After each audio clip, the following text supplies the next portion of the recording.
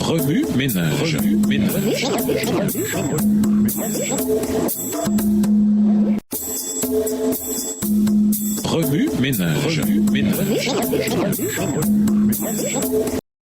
Bienvenue à notre émission Remue ménage. Nous avons la leçon de dimanche intégrée, le dilemme de Bouddha. En sortant de son palais, Siddhartha Gautama vit la souffrance, la maladie et la mort semblaient omniprésentes. Il ne trouva pas de réponse satisfaisante à la question de la souffrance dans les enseignements de l'hindouisme, et cela le hantait. Gautama était essentiellement aux prises avec le problème du mal. Il écarta Dieu de son raisonnement. Le bouddhisme est généralement considéré comme non théiste, mais il existe des versions théistes du bouddhisme. Attribuons toutes les causes de la souffrance au désir et à l'attachement et cherchant la liberté à travers la méditation. Samadhi, développer des états profonds de concentration mentale, dhyana, par la méditation. Une concentration correcte permet de mieux comprendre la cessation de la souffrance. Et une vie éthique. Samma Kamanta, se comporter de manière éthique et morale en n'ôtant pas la vie, en ne prenant pas ce qui n'est pas donné, c'est-à-dire en ne voulant pas, et en évitant toute inconduite sexuelle. Ce principe guide les individus à vivre d'une manière respectueuse des droits et du bien-être d'autrui,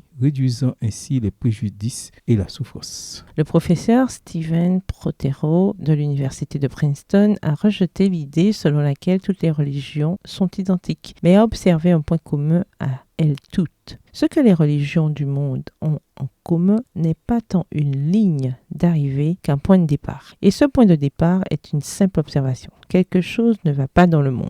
Extrait du livre de Stephen R. Prothero, God is not one, the 8 rival religions that run the world and why their differences matter. Dieu n'est pas unique, les 8 religions rivales dans le monde d'aujourd'hui. À la page 9. Lorsque nous sentons notre cœur bouillir face à l'injustice, au tort et à la souffrance, nous ressentons une déconnexion dans notre âme et voulons crier que cela ne devrait pas être ainsi. Nous savons au plus profond de nous-mêmes que quelque chose ne va vraiment pas dans ce monde, que la souffrance insensée et aléatoire ne devrait pas faire partie de l'ordre naturel des choses. Comme l'a dit Prothero, cette réalité est ce que toutes les religions tentent d'expliquer. Dans Jean 9, lorsque le Christ a été confronté à la souffrance, il ne l'a pas évité, mais l'a abordé directement avec compassion et détermination. En rencontrant un homme né aveugle, les disciples ont demandé à Jésus, « Maître, pourquoi cet homme est-il né aveugle à cause de son propre péché ou à cause du péché de ses parents ?» Jean 9, verset 2. Cette question fait écho aux préoccupations de Siddhartha. La réponse de Jésus a été transformatrice. Ce n'est ni à cause de son péché, ni à cause du péché de ses parents. Il est aveugle pour que l'œuvre de Dieu puisse se manifester en lui, verset 3. Plutôt que d'attribuer la souffrance à des péchés passés ou au karma, Jésus l'a recadré comme une occasion de révéler la gloire de Dieu. Il a ensuite guéri l'homme, lui rendant la vue et en démontrant que la réponse de Dieu à la souffrance n'était pas simplement philosophique ou détachée, mais profondément personnelle et rédemptrice. En tant que lumière du monde, Jésus apporte la clarté dans les réalités sombres de la vie, montrant que si la souffrance existe, elle n'a pas le dernier mot. C'est la bonté et l'amour de Dieu qui l'ont.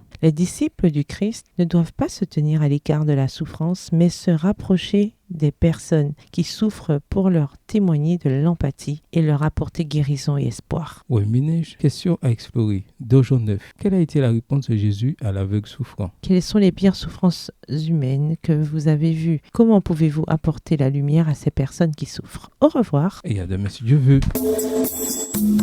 Remue ménage. Remue ménage.